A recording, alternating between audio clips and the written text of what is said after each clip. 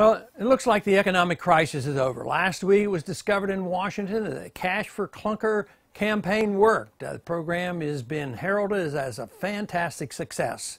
It was so successful that after we spent $1 billion, the House rushed to give $2 billion more, and everybody's delighted that it's going to stimulate the car industry. But when you stop and think for a minute, it's pretty absurd on what's going on here. Print up a lot of money and give it to a few people to buy a car, and the numbers look better, and therefore this is the way the economy is going to be taken care of and recovered. But there's a lot of fallacies in this, obviously. This program, when it was first voted on, was meant to help people who had old cars and they were in low income bracket, help them buy a new car. Didn't do anything of the kind. The poor people, the people with poor credit, did not come and buy a car. They didn't go through this process.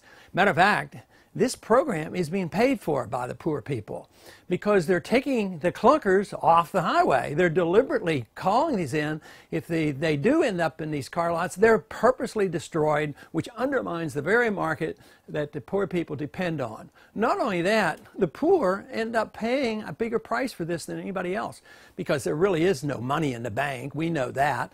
They can't tax anymore, and the borrowing is more difficult than ever. So what do? Back to the old story again. Let's just print up the money. Printing up money gives you inflation. Who suffers the most? The poor people who didn't get to buy a car. Just like the poor people who we thought we were going to give all these new houses to with all these affirmative action programs. Guess who lost all their houses, and guess who are suffering the most? It's the poor. They and the low middle income. They're the ones who lost the job and suffer from the consequences. But the really disturbing part about all this is that most people in Washington, at least those who voted quickly to put in another $2 billion in this program, actually believe these are good programs, and they think they help the poor. They think they stimulate the economy, and it's total foolishness. I mean, if you had somebody come and propose and say there's a new business in town and he needed customers, but he had a good savings account, enough to buffer himself over for a while, but he takes money out of the savings account and he goes out on the street, he passes out money. He says, you can have this money from me if you come and spend it in my store. And they do that, and then he brings up the cash register and says, wow, today I made a lot of money. I mean, this whole notion that government can stimulate the economy by doing this is just as absurd as that.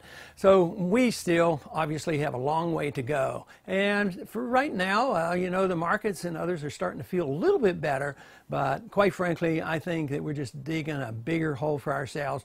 Debt is increasing, government intervention is increasing, and there's no end in sight. We still have the basic problems. Government is too big.